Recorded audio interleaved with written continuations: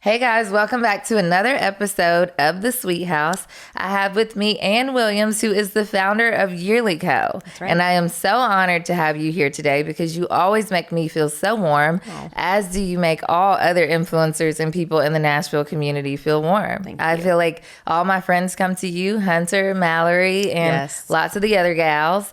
But Yearly Co. is a jewelry company that has such a rich legacy behind it. And so I want to start out the interview with you telling us the legacy, because I can tell them, but I feel like it coming from the source, because this is a family business, is such rich information to share with the audience. Well, thank you so much for having me, Jasmine. course. You also make me feel so warm and just, I love chatting with you. So I'm excited to share our story today. So Yearly Co started with a family tradition, and this is my favorite story to tell. But my grandfather gave my grandmother a gold bangle every year of marriage, and I have my 14 on right now for my 14 years. And that's just how this started in our family. So all the women wore bangles for every year of marriage, and that was just like a core memory for me growing up. Yeah. So once I got to the time when I was getting married, the men in our family were like trying to find these gold bangles. How do we find them? Are they good quality? Are they hollow? How expensive are they? So I actually learned how to make them.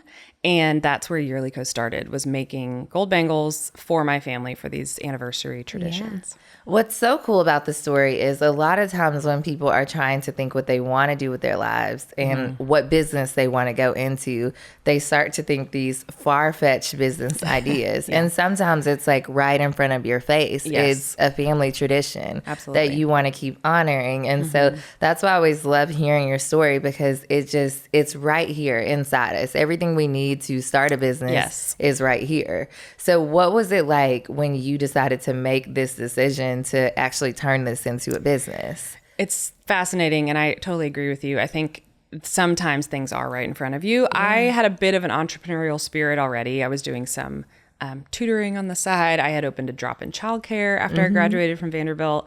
So I had tried out a few things, and I think there's no better business than solving a problem. And this truly was like an issue to be solved for people that I loved. So I would just say also that I was not professionally trained in jewelry. You know, that wasn't what I went through in my school or anything. But the idea that maybe I could try this and maybe I could figure it out, you know, I think we all have that like, let's figure it out mentality. And then I enjoyed it so much. That was surprising and fun. I enjoy so much the feeling of the woman opening the piece of jewelry that's celebrating her, but also just the metalsmithing and the art and science behind it was really cool to learn about. It is really cool and also very interesting to go from childcare into jewelry. But like I said, it's just in you. It's not like something that you have to like manifest out of thin air. And I think a lot of times when people think about what business do I go into, and when we talk about side gigs and these things, it's valuable to just go home to where your heart is. But I wore my hair back today, you guys, because I am actually wearing my favorite piece of jewelry from Yearly, and it's these little Huggies. So and cute. Ann also has hers on too. So when I first met her, she had on the Huggies, and I was like, I want the Huggies. So then I went into the store and I got them, and your jewelry has meaning behind it. I feel your family legacy whenever I look down at this too. So I've already picked out my wish list, which you guys can do when you go into the store. You can also make a wish list of any of the jewelry that you want. And so I'm actually coming up on 8 years of marriage in May. That's big. And so Mr. Sweet has my wish list for what I want next. So the personalized pieces. So I was talking to Hunter about what's the name of the bangle that has the birthstones on it? She has, I believe, the marquee birthstone bangle, and she placed multiple stones around hers for the different members of her family, which is very sweet. So that's what I was telling her. I was like, I'm going back to get the birthstone one because I want every part of Alex and Rain with me at all times. And I love that this business allows you to take your loved ones on the road with you. Yes. So Ooh, that's a tagline. We might need that. Ooh, we're going to give her that tagline. So you've been married for 14 years. Yes. And then your parents, if I remember, 40 something years. Yes. So they got married in 1977. So 48, 49, somewhere around there. They just celebrated an anniversary, and it's so much fun to just, like you said, create this physical piece that represents a loved one, a memory, these milestones. You're carrying that we celebrate. your people with you. Yes, you are. And the idea that, you can pass these down one day. Yeah. That just like warms my heart that, your daughter might have a piece that you wore all the time. And that for sure. Connection is so special. And it's so funny because I've never been a huge jewelry person. I like subtle jewelry, and this is not too much. It's like, if you want to do too much, you can totally do the whole shebang. But then this is like perfect for me. So my husband, when I brought him in the store, he goes, "You've never been like a big jewelry person." And I was like, I think when I became a mom, I wanted more of you and more of Rain with me all the time. And I wanted something to be able to carry and give to her one day so that she can carry me with her when I'm no longer here. Yes. So it's just nice to like be able to carry that out with your family. It's really special. And I think as moms and being busy, as you know, you don't have time to like change out your hoops and match your accessories and do that all the time. So to have quality jewelry that you just can leave in and is going to go with all your outfits. I mean, I laugh because I wear my Huggies with, my Lululemon and on walks, but I also feel like when I put on a blazer or something, it still looks elevated and nice. So when I was in the store, I met two ladies who were shopping for jewelry. Yes. One of which she said she buys a bangle every time she closes a real estate deal. I love that. And then the other one, she said that she beat cancer twice. And so it's also a cool way to commemorate milestones that are huge in your business and in your life. And so what's been the coolest story that you've encountered? Because when I met the two of them, I was really inspired by that. Yes. Especially also as a fellow entrepreneur. I'm like, that's a great idea. How do we honor ourselves whenever we do something big? Right. So it was really cool to see that. So I wonder if you've ever had like a personal experience with one of the customers like that. Absolutely. That's been, I think, one of the most rewarding parts of the business. So obviously we love celebrating anniversaries. That family history piece is huge for us, but I've had a few instances of, and really it's our customers bringing these ideas to us, which is so much fun.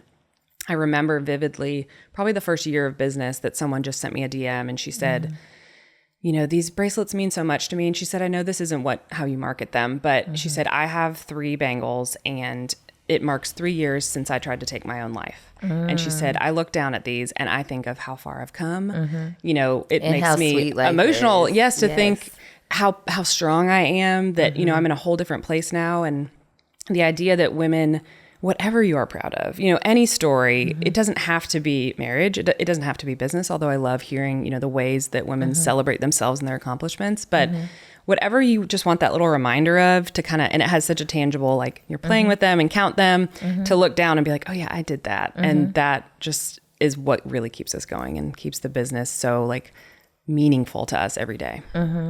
So I told you whenever I went to Microsoft and I was getting ready to speak on this panel with 2 SVPs. Yes. I got nervous on the inside, just about 5%. But then I was like, I did look down at my bracelet and I thought of you and how powerful you are as a businesswoman and just even your journey, your health journey. Thank you. You guys, she is a cancer survivor. I am. And a business owner and a mom and a wife, and you're carrying this legacy through your business. And I can't say enough about you. And so for me to look down and just see somebody, think of you and see somebody who's made it through adversities in the way that you have, I was like, I can do this. I'm good. So it also gives me the reminder, your story, like looking down, I'm like, it gives me the reminder that I can do the hard things too. So that's awesome. I just wanted to share that with you. I love that. I give everyone their physical flowers, but the flowers when they come to the Sweet House, which is one of the reasons why I named the podcast The Sweet House, is because this is home and this is where we share these stories. So, but I do wonder, what do you do to honor yourself? Because you've got jewelry at your fingertips. You can go pick out whatever you want in your store. So what do you do? It's funny that you asked that, because I think about that a lot. Like I really believe that jewelry only feels great when it does mean something. And so as much as I can wear any of the pieces we have, I'm really selective about like what comes home with me. I really do want it to have meaning, to be special. So, my collection of bangles obviously has been based on years of marriage. I have a few special ones like this, is from our 10-year anniversary. It has 10 diamonds. And then this we call our birthday bracelet. It was actually a birthday present that I picked out that my husband said, go ahead and get it. And that was on a sourcing trip. And then most recently, you know, my breast cancer diagnosis was in April, which is just hard to believe. We're coming up on a year. And we designed a ribbon bangle specifically for, it's hidden in here somewhere, specifically to talk about that cancer journey. And I think so many women who go through that and their family members just want to mark that milestone. Like, I did this. I mean, it's hard to even believe that it's happened. Obviously my hair's grown back. I'm feeling like more like myself every day. Amazing. Thank you. But the idea that you can just look down, you know, when you're driving your car, just doing the everyday errands, washing dishes, and you catch a glimpse of like, oh yeah, I went through that. I made it through that. It's just, to me, that idea, yes, you can make it through anything. And it reminds me to be grateful for the moment I'm in. I mean, I also designed a cute little, so we have a knot bangle, and I had one of our jewelers put 6 little tiny diamonds, and that represents the 6 chemotherapy sessions that I went through. And I didn't want those to be like big and loud. I was like, I just want them very subtle. But when I look at that, I just think about like this little chunk of my life that was very difficult, but in comparison, like look how small that is compared to all of the other years of my life. And so I try to, it puts it in perspective for me. That is such a wonderful perspective to have. I was flying to Charlotte 2 weekends ago, and I just looked down and I was like, man, we really are so small in this big picture. And so it is really cool to even have that reminder, like walking around on your wrist and that kind of perspective of like, wow, it's just, this is a tiny part of my big purpose of being here.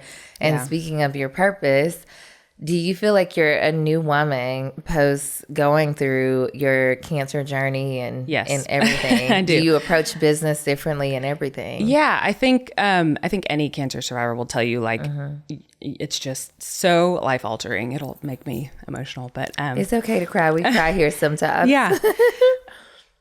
Do you need tissue? Sure, I'll take a tissue. Can you grab some tissue? It's okay to cry. I know. I've actually gotten so much more comfortable. You're going to make me cry. I know. But you look so pretty. I know. Can't let the lashes fall off. You look so beautiful. Thank you. I appreciate that. No, I've gotten to the point where I'm like, tears are not a weakness. You know, they're not. You know, I call them the cleansing moment for the soul. Yeah. So yeah. My 9-year-old, we laugh, is like super, I would say like, you're totally fine. Emotionally aware. Thank you. And I was just cracking me up the other day. She cries a lot, high emotions. And she goes, why do you feel so much better after you cry?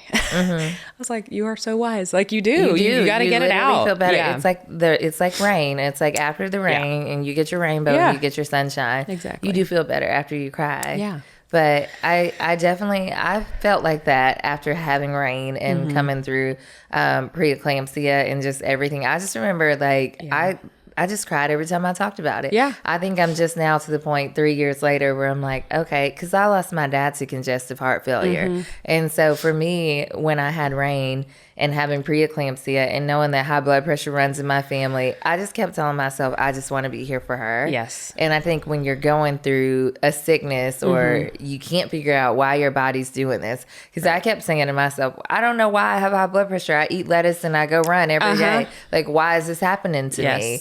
And so I just like, I every time I would talk about it, I would just feel so emotionally overwhelmed because I just want to be here for Rain. Yeah. And I'm like, I know that we're not going to be here for forever. I think it's also for, female entrepreneurs, there's a certain amount of control and, we're used to being kind of in charge and making things happen. And when you are healthy, I was a very healthy person. I believe I am a very healthy person to struggle with a disease like cancer that comes out of nowhere. Same thing. You're like, what did I do? What's happening?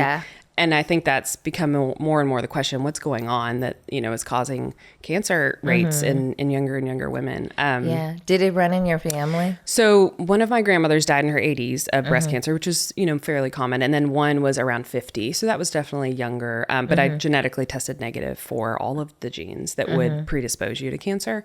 So other than that, I mean, it's interesting to read about all the things they say put you at a lower risk, like breastfeeding, having children younger. I fell in that category of much lower risk. So it was pretty shocking.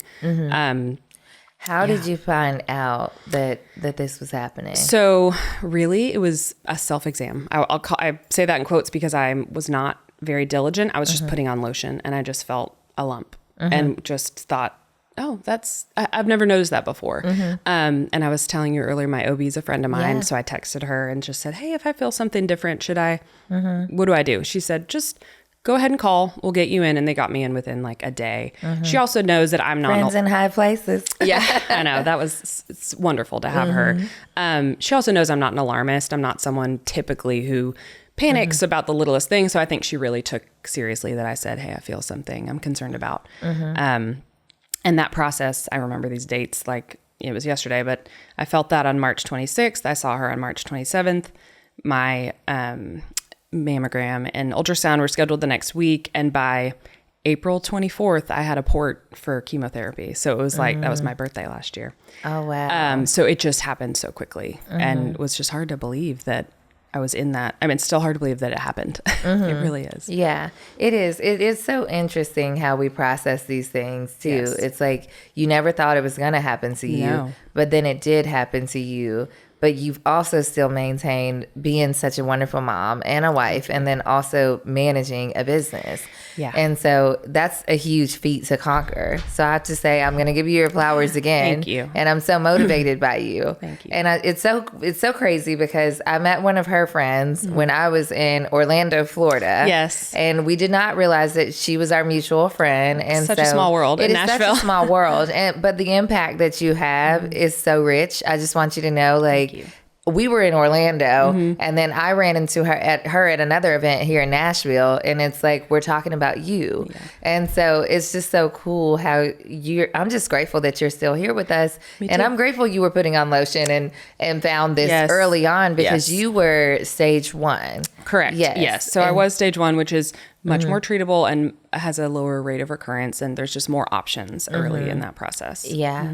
It's so important for us to ask for what we need to. Yes. This morning when I was at the doctor, I asked them if I was up to date with all my vaccinations. And these are questions that nobody tells you to ask. Yeah. But I was watching a video on social media that was like, make sure you're asking your doctor, like, are you up to date with this or that? Or where you are. I asked, do I need another pap smear? Yes. Because those guidelines also changed. Those guidelines went from getting one every year. So now I think it's every 5 years or more for the 30-something age group. So you really have to advocate for yourself. Oh, you do. And I have heart failure runs in my family. Yes. So every year I ask for an EKG. So it's like things that you need to advocate for. Right. That's another reason why I wanted you to share that part of your story, because health is a part of our entrepreneurial journey. It is. It is. And I think, with what you've gone through and what I've gone through, it's just once you're really faced with this thing could take me away, this.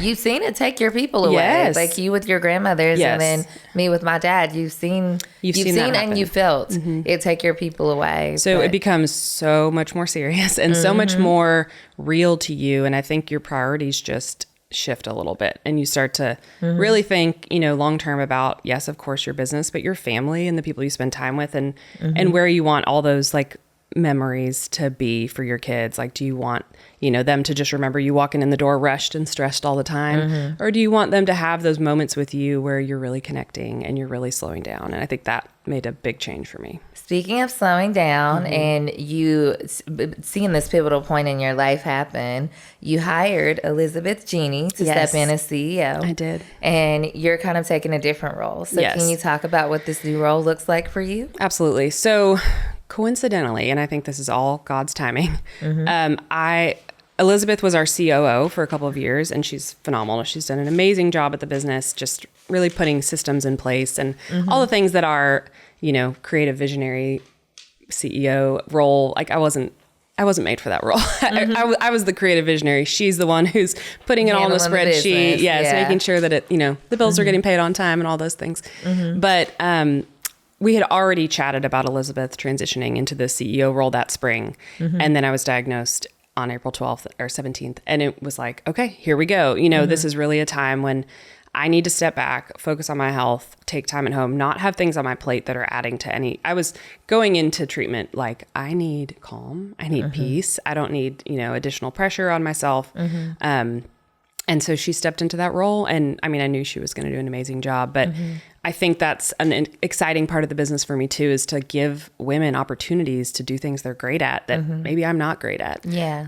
And so she's been leading our team just flawlessly. And now I'm able to kind of step back in some ways now that I'm, you know, a cancer survivor and not in treatment. Yeah. But just knowing that she has that foundation covered for the business is huge. I think you've also built a really good group around you because Abby, who you guys don't see on camera, but she's sitting off to the side, she was one of the first faces of your business that I met, and she had it covered. I mean, she had it covered before you even walked through the door at the LinkedIn Small Business event. Yes, so I think you've just done such a good job of finding women who you can rise to the occasion with. And so I want to know, what tips do you have for those of us who are looking for our tribes and our teams? Because it's more than building just a team. It's about building your tribe who's going to go through the war with you to build the business on the back end, to do the spreadsheets and comb through all the analytics and pay the bills on time and be with you before you walk in the door to make sure everything is set up for you to carry out your business accordingly. So what does that look like? So I would say,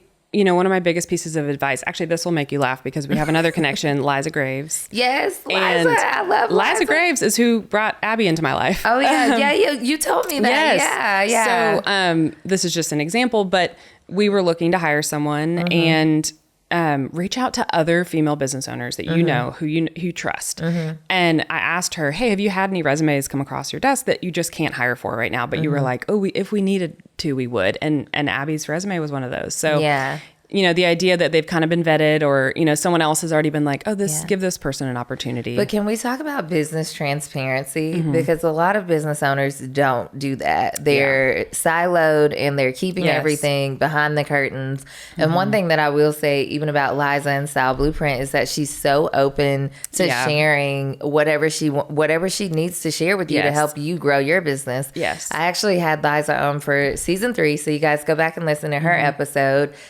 But Erin is now also in a mentorship program. Erin is the owner of Cast Collective, for context, and she's in a mentorship program with Liza. And so it's really cool to be able to share business ideas and behind the scenes with other owners, because it's hard. It is. It's hard. It's hard. Yes. Yeah. I think that's been a big part of my journey as well, is, you know, you can Google things all day long, but when you can look to a friend or to someone in a small business, and you don't have to be the same industry or the same size, we can learn so much from each other.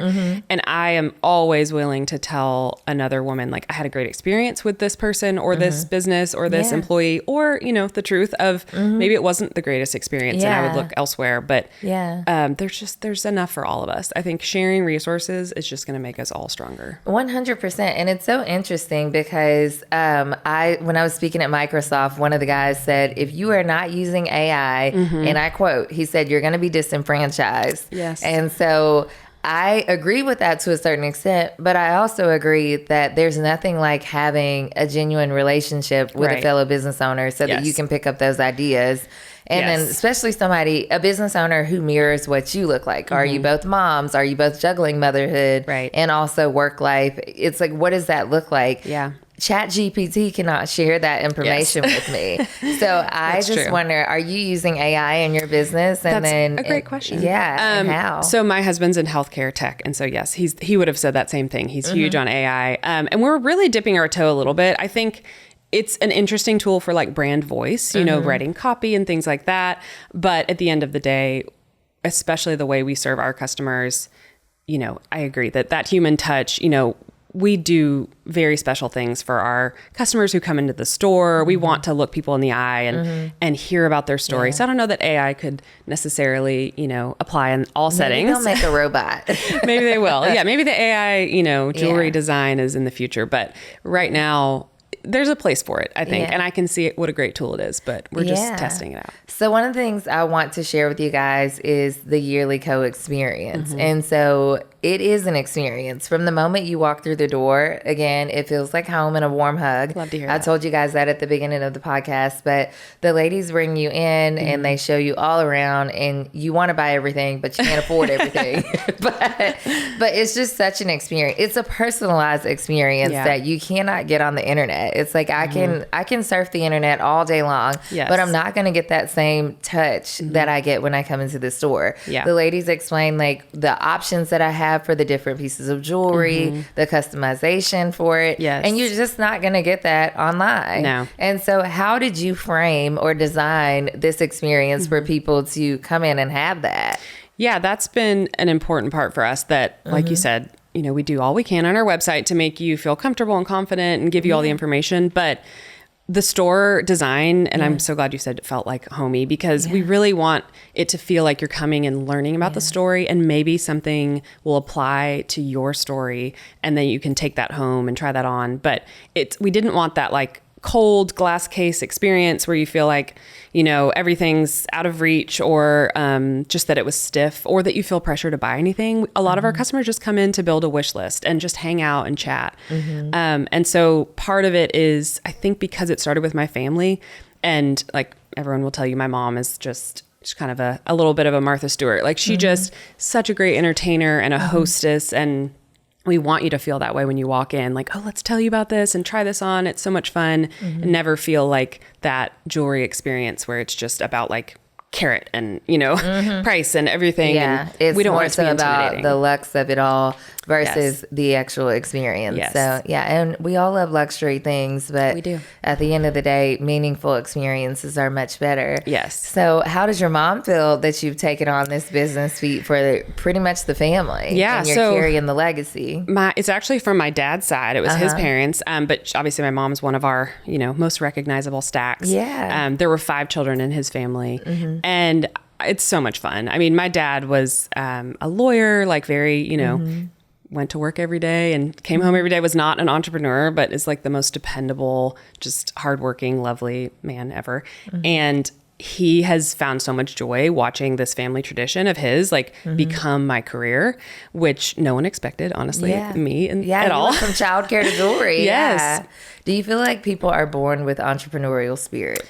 That is a really good question too, because I think I've chatted with you about my sister, who's a cattle rancher and 5 Marys, and they sell their meat across the country. She has always been an entrepreneur, and I think she set that example for me to see what was possible. So, and then, you know, my brothers, people will ask, there's 4 of us, like, are your brothers entrepreneurs? Like, no, they have jobs where they work for other people, which is also great. But there's something in it about that, seeing that vision, taking that risk. And I do feel like you have it or you don't, you know, you're willing to or not. Yeah. And I totally understand that it's not for everyone. Yeah. But I saw that example and I think it appealed to me, and then I tried it out. But you know something about entrepreneurship? I feel like even people who work for people, if they're highly successful working for people, they do have entrepreneurial spirits. Yes. Because most of the time they're carrying the business or Absolutely. carrying some sort of goal for the business, and they're expected to do it without being told what to do. Right. So yeah, I definitely think that, I think to some degree we do come here with entrepreneurial spirits, and that's why I call it the entrepreneurial spirit and not just like entrepreneur as a job. Yeah. Because it's a spirit. It is. It is doing some serious spiritual work every day to make sure that the business flies. So do you ever have those moments where you're like, I just don't know how we're going to do it today, or how we're going to make this month or this quarter, and just, there's challenges in the business all the time. I think the biggest lesson I've learned in, you know, I've opened this business in 2016, 9 years, is just that it's going to change. Like there's going to be a new obstacle, and what is the opportunity in that obstacle? You know, right now the price of gold is climbing like terrifyingly high day by day. And we always just have to relook. Okay, does this make sense? What's our pricing structure? You know, are we giving our customer a great value? There's always going to be something that's a challenge. And so I think just kind of getting comfortable with the issues, like there's going to be some issues. How are we going to solve it today? How are we going to solve it tomorrow?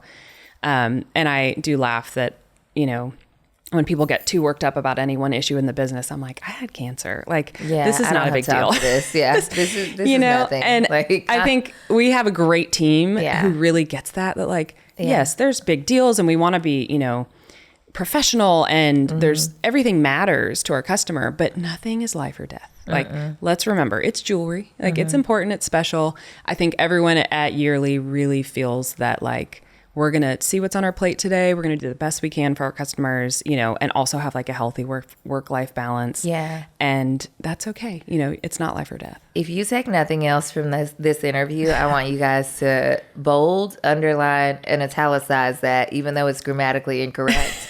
Because I think a lot of people need to adopt that mentality when it comes to work. Yeah. Whether you're working for somebody or in entrepreneurship. Because I think sometimes we all just get so rushed with it and so adamant with this needs to be done and that needs to be done. And it's got to be done today by 5 p.m. Right. It has to be done within the hours of 9 to 5. Yeah. And it's just, that's not realistic in our day and time. No. And it's honestly not life or death. No. So I'm glad that you said that. So like I said, I know it's all kinds of grammatically incorrect, you guys, but make sure you go and just like pin that somewhere in your note section of your iPhone, write it out.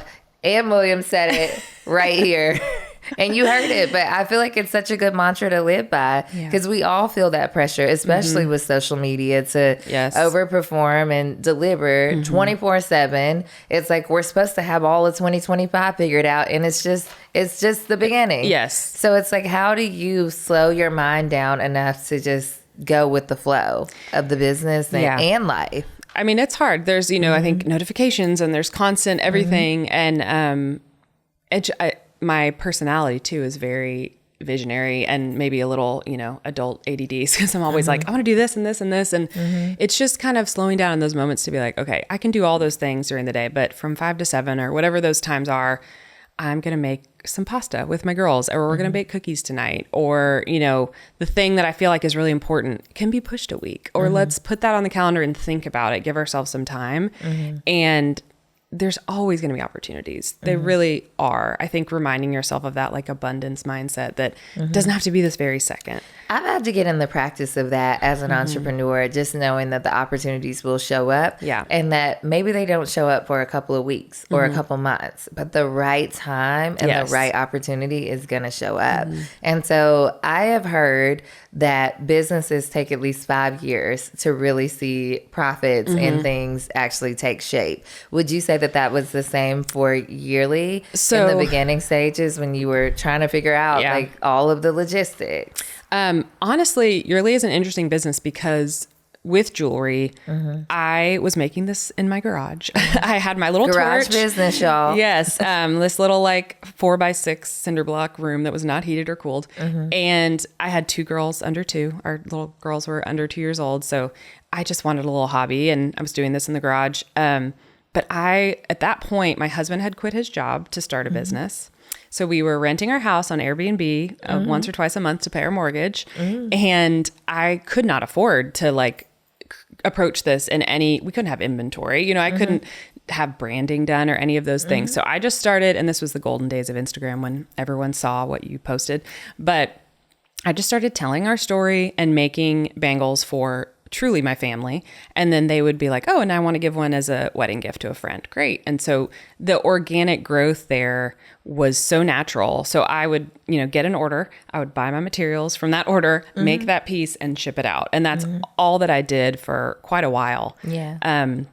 And I remember my dad asking me one time, like, what are you going to do when you can't make all of these yourself? And I was like, that'll never happen, Dad. That would be like, you know, 50 bangles a week. Like that would be crazy. Little did you know. Little did I know. So slowly but surely we grew in that way. And so we have been self-funded. I've taken every little bit of cash and reinvested it into the next phase. Made some decisions at different points about hiring, you know, what we could afford, but I'm really proud of that. I'm really thankful I never had to give up any kind of control to an investor. Yeah. Let's go back to the investor talk because she and I were having a really good conversation about this before the podcast started, but I want to talk about social media because you coined it, the golden age. Yes. When you were speaking about you starting your business and sharing it online. Yeah. And the issue with social media now is that people work so hard to create content and to have good messaging and to have good branding, to put it out and it doesn't get shown to their audiences. Yeah. And everyone thinks that this is an issue for just influencers and people in the creative space, but it's an issue for business owners too. Absolutely. And so how do you guys combat that in this age that's not so golden for a lot of us who've been doing this since the beginning of social media, since the beginning of Instagram, but still want to get our creativity and our artistry shown by the world and our businesses shown, because we need to be able to amplify business in real life. Right. And we're using social media to do so. So how are you combating it now? Oh, it's fascinating. I mean, I think this is something we talk about a lot right now. But what I've noticed is just that there's only so many. I compared this to like Super Bowl ads. There's only so many minutes, on TV that ads can be shown. And in the same way with Instagram or Facebook, there's more and more brands. There's more and more ad spend. So it's just like we only have the same amount of eyeballs to show more content to. So it's harder and harder to get your content seen. We do our best to just continue the best practices that we know work. But I think the whole thing has just shifted to pay to play. And even if you have a lot of followers, getting those people to see your things, you have to pay for them. So we get creative. I started I call it a founder's account on Instagram, which is more of a personal journey. And creator accounts get much higher views than business accounts. And so I've learned that that's a place where I can share what's going on in the behind the scenes of the business, or, more clips and personal things. So those customers who are really invested in the business or the story or just my journey, they can find more there and are maybe more likely to like tune in over there. Yeah, I've had conversations with people who do a certain thing for a profession. Let's say they're a realtor or they are a musician, and they are like, I just want to sell houses. Yeah. I just want to do music. I just want to be a jeweler. I just want to be a barista. I don't want to have to do all of this like behind the scenes, tell you my whole life story and all of this. And so I tell them, you just have to get in the practice of doing it all the time to where it's just second nature for you. Right. And so a lot of people are like, how do you do it all? It's because I've just adopted this mentality that I'm just going to share. Yeah. And what hits and what doesn't, because I can't control the things that like vanity metrics and things like that also kind of dictate how my business is run as an influencer. Right. And I'm often even telling brands, you guys are asking for something that's almost impossible for me to do. Yes. Because I cannot control the metrics on the back end. If you want to whitelist or put ad money behind it, maybe we can make something shake. But if not, it's very much so like, I'm going to do the best that I can to create a product that's beautiful and then just hope for the best after that. So and I think some people, turn to shock value or whatever's going to get the most clicks. And we know that that's not like a sustainable ethical business practice. And we just try to continue to show up in all the ways we can. And I also remind my team all the time that, our customers' word of mouth is really the currency. That's the most important thing to us. If a customer tells her sister at dinner, like, I got this new piece of jewelry and I love it. And they were so lovely. Their customer service team is great. Let's get this for mom for her birthday.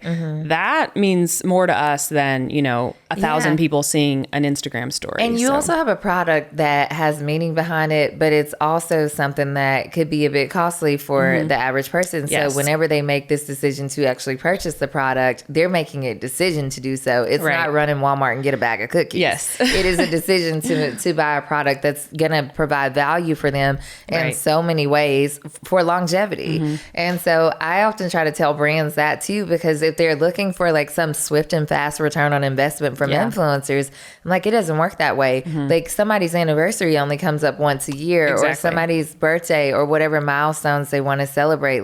But they will remember once I put my personal touch on it and then keep sharing in an authentic way, an organic way. They will remember. But I think sometimes the push from the industry and society just taints social media and taints how we use it. So I am waiting on the golden age to shift to this golden way of socializing where we value our social capital relationships over just vanity metrics. Absolutely. I'm the same. I'm like, look, I used to get thousands of likes and comments and all of that. And it looks much different these days. It does. So, as does for everybody. Yeah. And I was in New York talking to one of my friends whose husband is a Grammy Award winning artist.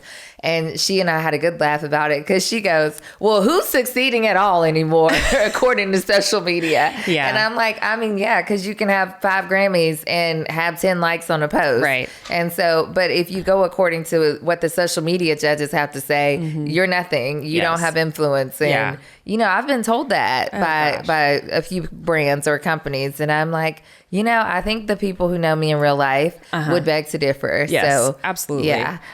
It's all changed so much. And like you said, you know, we have a product that's not just an add to cart. It's not an Amazon $10 thing that is going to, you know, have all these clicks, but the people that we choose to work with, and you name some of them. It's sustainable business. It's sustainable business. And we actually really want to work with people who love the product. And I think I've seen in your socials, you do this so well. Like, we know if you're talking about something, it's legit. You know, you care, you've kind of vetted it. You're like, this is a real product I would use. Yeah. And I think people are looking more and more for that. Like, is this true? Do you actually love it? You know, I think about like Hunter and her stack of bangles, which she wears them all the time. They tell her story. And that is so like wonderful that people can see this is a product you actually love and care about. And it provides value beyond social media, you guys. Yes. And I get so passionate about this because I want people to understand that the world is so much, life is so much, it's not life or death, folks. Yes. It is so much bigger than just what you're seeing online. Yes. When I was in Palm Beach with Hunter and 20 other influencers and we're having lunch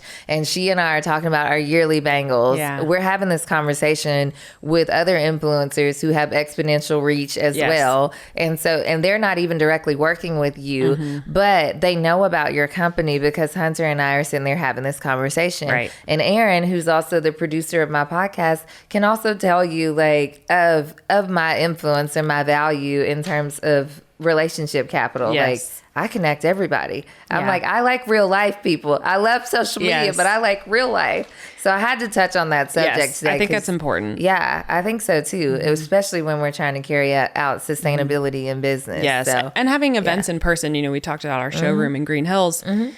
We are so excited about the idea that we get to actually bring people into the store and then, you know, women meet each other and see each other's stacks. And that's a whole different experience too than just getting a single like photo shoot. You know, this is a real life experience of seeing our customers and how they're representing their stories with bangles. Can we talk about women in business in Nashville? Yes. Because she's actually doing a showroom event with In My Sundays, which is my friend Mallory's company. Yeah. And so I think it's so cool how women in business in Nashville show up to support each other in these ways. It's beautiful to see. It's amazing. I will say, you know, I grew up in Northern California in the Silicon Valley area, and I'm just shocked by the Nashville community. I had a drop in childcare a few years ago. And I still connect with some of those moms whose kids I used to watch, and just how supportive people really are.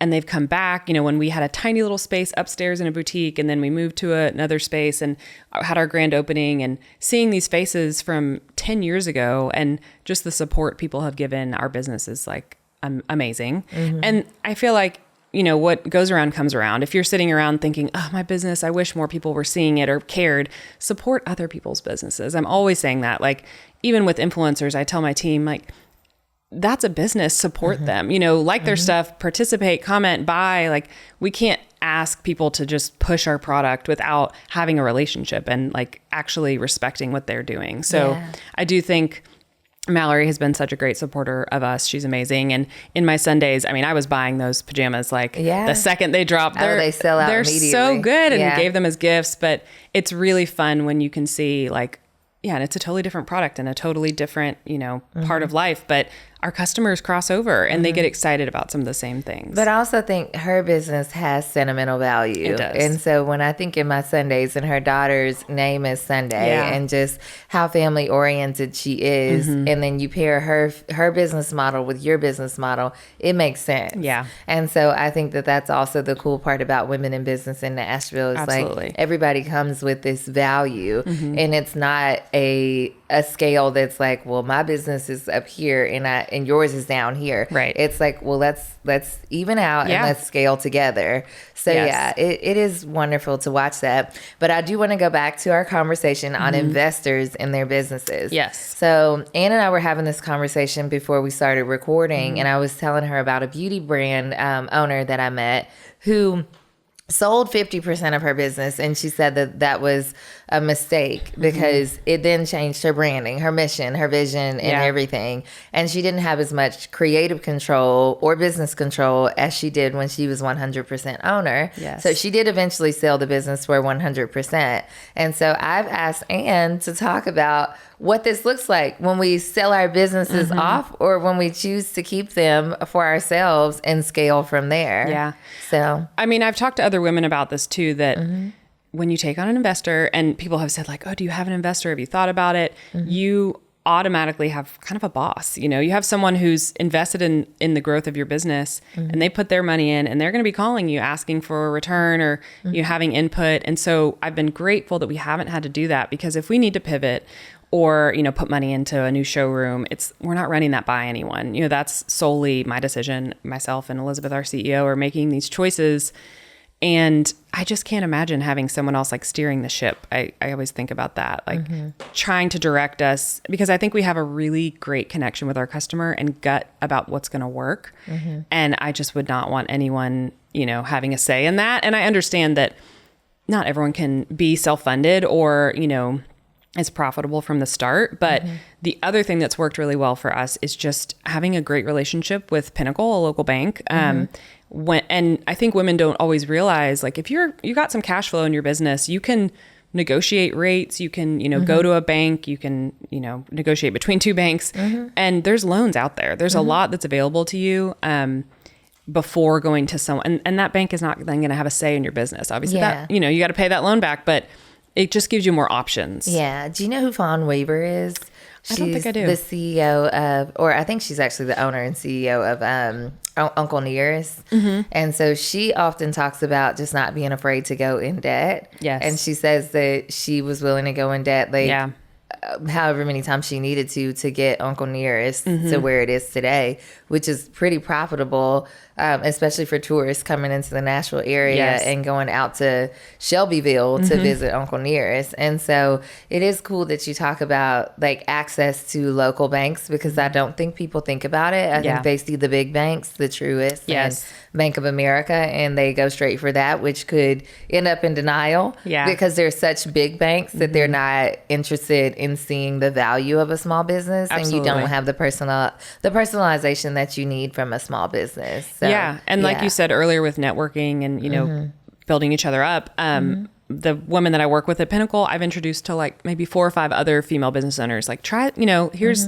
my contact. Maybe this will work out for you. And I've loved that. That's a fun part of the process, that when I find something that's worked for me and I think they're a great partner and trustworthy, then I get to pass that along. Yeah.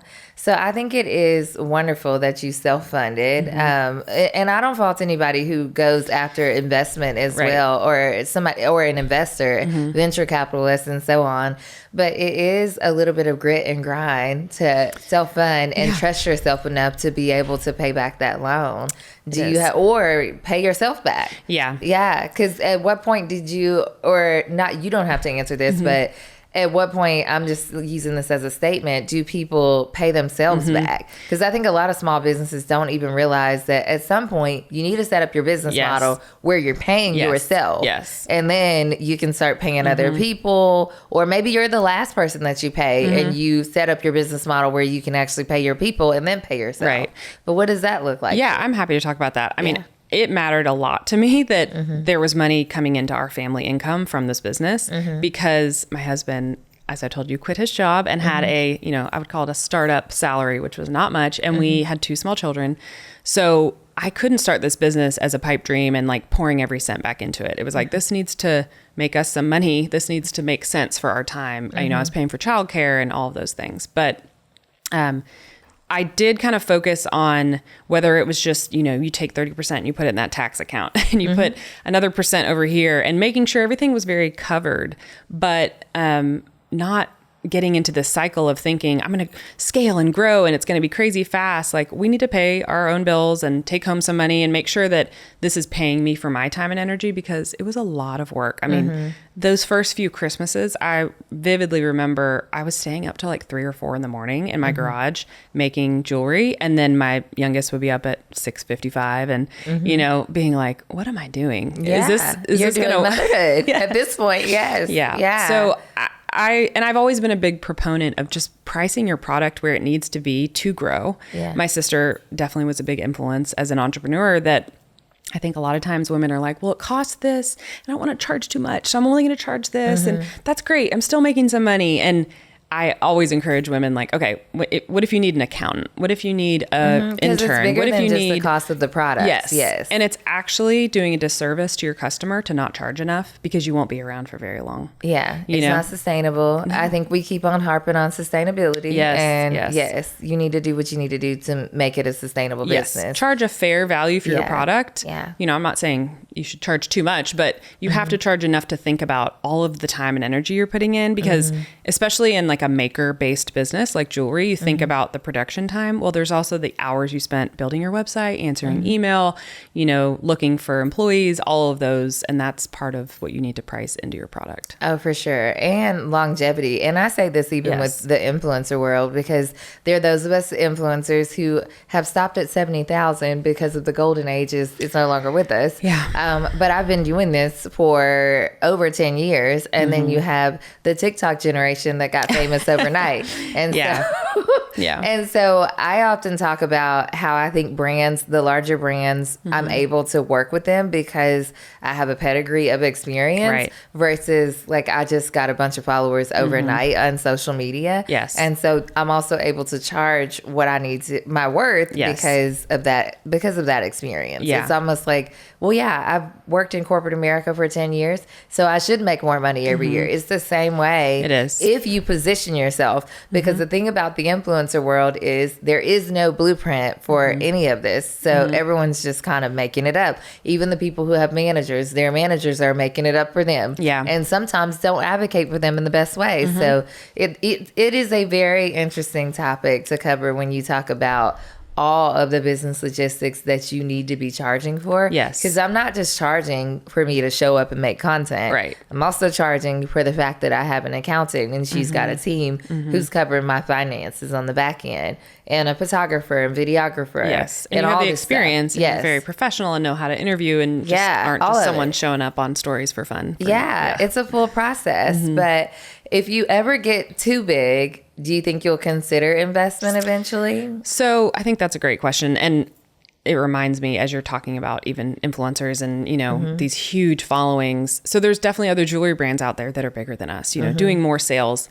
And I think a lot of their growth is driven by these like 30% off, huge, you know, site-wide sales, sourcing things cheaper and cheaper and cheaper in bigger quantities. And that's just so not our ethos. Brand. Yes. Yeah. And I also have seen through COVID, you know, actually those couple of years were excellent for our business. It grew quite a bit because I did wonderful during COVID. Everyone was on their phones, right? I don't know what happened. Can we bring it back? I know. I'm like, I probably shouldn't say that, but everyone was on their phones 40% more and couldn't travel, couldn't do all those things. So they were investing in jewelry, which was great for the business. But it could have been, we had incredible growth those years. And I can see how when you're growing like that, and it's a weird phenomenon like COVID, you're like, great, we're going to 50% every year. We're going to double every year. And maybe you want investors or you want more stores or whatever. But we kind of let it ride and see what happened. We definitely grew our team. You know, some of our expenses went up.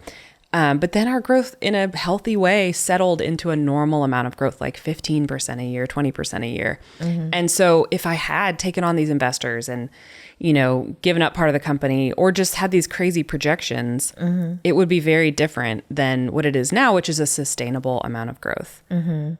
I love that you talked about COVID because I definitely wanted to talk about what your experience was like. But you also had the brick and mortar store Yes. that you now own. Yes. In one of the hottest neighborhoods in Nashville. I like to describe these certain neighborhoods as the hottest neighborhoods. I'm like, East Nashville is the hottest neighborhood in East Nashville, in the city. And I'm like, Green Hills, 12 South is just the hottest neighborhood. There's a lot of growth everywhere. Nashville should hire me to be the tourism manager for the city. Yeah. Yesterday I was on Broadway and I was like, welcome to the neon neighborhood. I love these little catchphrases that you're coining. I'm like, Nashville should just hire me to be like the city's tourism commissioner. Yes, they should. But she's in Green Hills, you guys, and that's a big deal. Green Hills is also indicative of like how flourishing your business is. But the entire area is also flourishing too. So it is. What a cool place to be. Yeah. We really discovered with our customer in Nashville, she tends to be maybe a mom, a little bit, running her errands in Green Hills, grabbing groceries at Whole Foods, dropping kids off at school. So for us, it's a great place to be. It's also close to my house, which is nice. Yeah.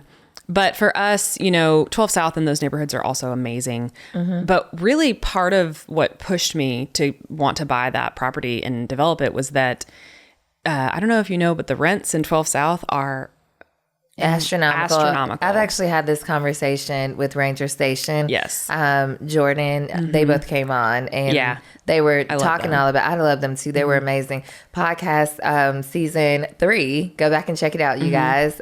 But they were wonderful. Jordan and Steve sought her home and they have a business in 12 South, the neighborhood that she's talking about. And they too were talking about how high the rent and everything has gotten over there and pushing a lot of small businesses out. Yes. So I think that is one thing I really want to try to balance in Nashville. Like small businesses are so amazing here. There's so many female-owned businesses and it's just, it doesn't make sense anymore for people to rent spaces when it's $20,000 a month. And so I knew when a lot of these developments were coming in 12 South and I knew what those rents were because my realtor was sending me options because we were planning on moving out from a smaller space.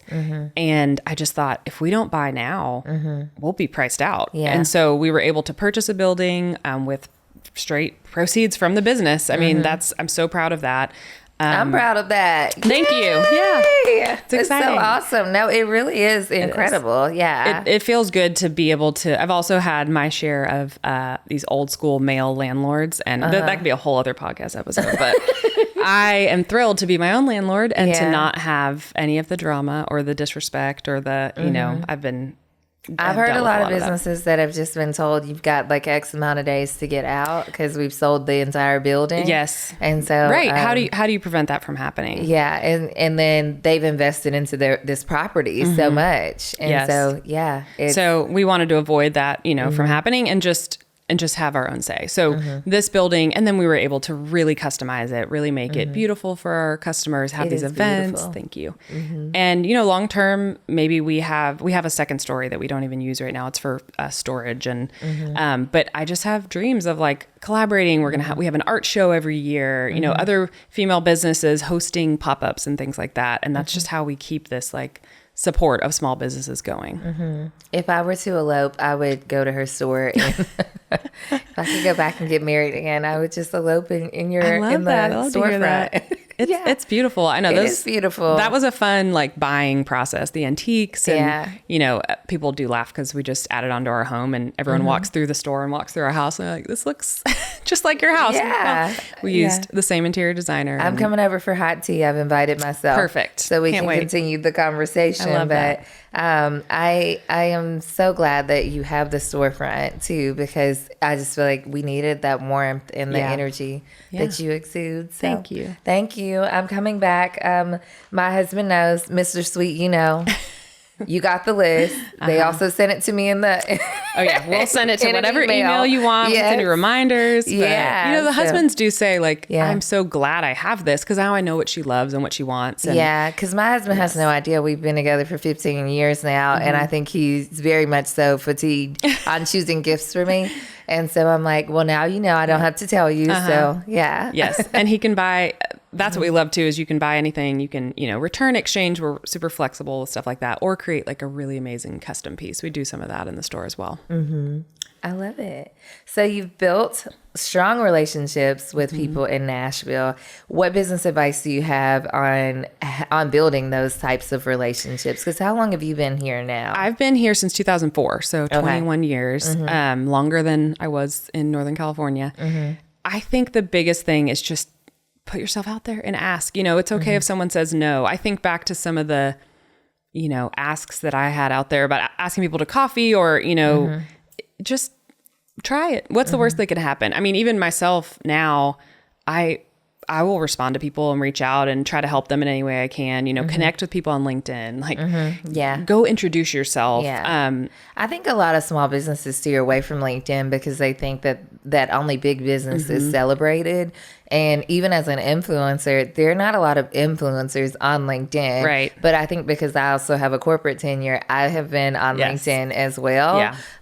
But I keep telling influencers, also highlight what you're doing on LinkedIn because you're working with big businesses. Right. And so it's cool they're going to look you up. Yeah, they're going to look you up. Yeah. And they also want to know, what is your background? Again, what's the pedigree that you're coming to our brand with? Right. So especially for the larger brands like a LinkedIn or Hello Sunshine or anything like that. So and I've used that as a tool also for hiring. I'll look at another business that is maybe aspirational for us, like they're a next level, and I'll see, you can look at the roles that they hire. What do they have, an influencer management role? What's kind of next for us in hiring? Yeah, it helps you figure out your business infrastructure and what that looks like long term. Yes. So do you need to hire in quarter 3, quarter 4, and so on? Yeah. And you're also able to connect with other business owners. I know when I was talking to Ivy of, what is the name of her brand? The tequila brand. Southbound. Yeah, Ivy was saying that she found a lot of her colleagues on LinkedIn, people who were doing the same business that she was doing. So it's a great tool. Have you also networked with fellow jewelry makers? Yes. And has everyone been pretty transparent with their businesses? I will say, I thought about that when we were talking about just how supportive Nashville is. That's been incredible. There's a handful of female jewelry designers in town. Emily, who has Consider the Wildflowers, is one of my really dear friends, and we share resources and bounce ideas off each other. And I think I got that sense really early on. I mean, I was very transparent and willing to chat and introduce myself to other people. But that feels like just a Nashville thing that really women are supportive of each other. I hope that continues as much as it has. And just that there's room enough for everyone. I think that's another part of business advice, though, is that just find your niche, because within the world of jewelry, I knew these other jewelers were doing their things, and those are their signature pieces or styles or designs. And so if I have a customer who comes to us looking for that, it's an easy referral. And they're the same way, like, oh, you guys do custom bangles, we're going to send that customer your way. It's collaboration at the top, you guys, not competition. Yes. Gosh, I'm getting through my questions today. But we had already talked about half of them just in conversation. But okay, so if you had to design a bangle about where you are in your life currently, what would it look like? I like this question. I feel like it needs a lot of diamonds. Yeah. Some of these pieces are a reward or a reminder of what we've been through. And I'm coming up on my 15th wedding anniversary in October, which is a big one. Getting through my breast cancer active treatment. I'm still in that survivor phase of, I still have, pills to take and side effects happening, but I feel like my husband jokes with my hair coming in, everything. It's like my spring, I'm just like this little sprout coming out. So maybe there's like a floral motif with some diamonds, a lot of gold, because we love gold.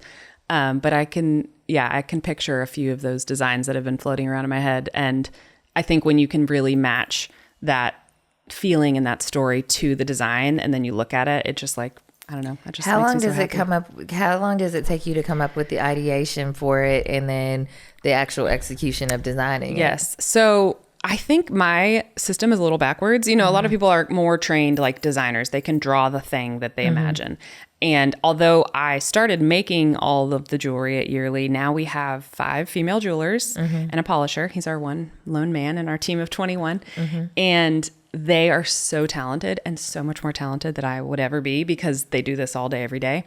So a lot of times I'll take components like that idea of something floral or, this amount of gold, and we'll kind of play around with it. And then we'll allow our jewelers to just play and come up with, how much gold do we need for these stones to be set this way? And we always keep price point in mind to make it not too crazy. And then they'll bring kind of ideas to the table and we'll kind of piece them together. But it really takes me seeing it made in that setting to be like, yes, that's it. We Have you ever made something that you were like, this is absolutely atrocious? Absolutely. Yeah. Yes. Color combinations, colored stones. But I also remind our team, what one woman finds, her favorite, I'm a yellow gold girl. Some people are rose gold people. Some people are white gold people. So we try to make sure that we offer a range of things to your own taste. But yeah, we've made things before where we're like, the proportions are off on that, or it just didn't nail it. You know what? I never thought about actually sizing a wrist the same way you do your fingers until I came into Yearly and they made the experience so personalized. And they're like, what size is your wrist? I'm like, I don't know, tiny. Yes. But it is just such a personalized experience and very thought out with every part of it, from what you want it to stand for. Yeah. Where's it coming from? Is this an anniversary, birthday? Where is it coming from? And being able to wear them all the time. So you don't have to wear them all the time. But the women in our family, I do not take them off. I wear them to sleep. So we have 11 sizes of bangles, which is unheard of in the industry of jewelry. Usually it's 3 at the most, so that they slide over your hand, but they can stay on comfortably and you don't have to worry about them falling off. Is anybody ever able to make their own personalized designs? Oh, yes. We do custom work. So we'll source stones. We can even take pieces that are heirloom pieces, this is my grandmother's brooch or something like that, and remove the stones and then create a new piece out of those stones, which is really fun. And if Rain and I would like to come in for mother-daughter bracelets, because she has an extra tiny, what size is that, Abby? Is that Is that toddler size? We've been playing around with kind of a baby bangle that it's a little more of a cuff. And so you can actually expand it as they grow. Yeah. But yeah, we can make a mother-daughter. Yeah. My mother-in-law loves baby jewelry. And she's she's on me right now because she wants a grandson, because she's the sweet name has to live on. So, I got to get some baby jewelry, and I'm going to send my mother-in-law to pick it up for Please me. do. So she's in Memphis, but I have to have her come here. So do you guys think you'll expand to other areas like Memphis, or are you looking at other cities right now, or is that a secret? Ask our CEO about that.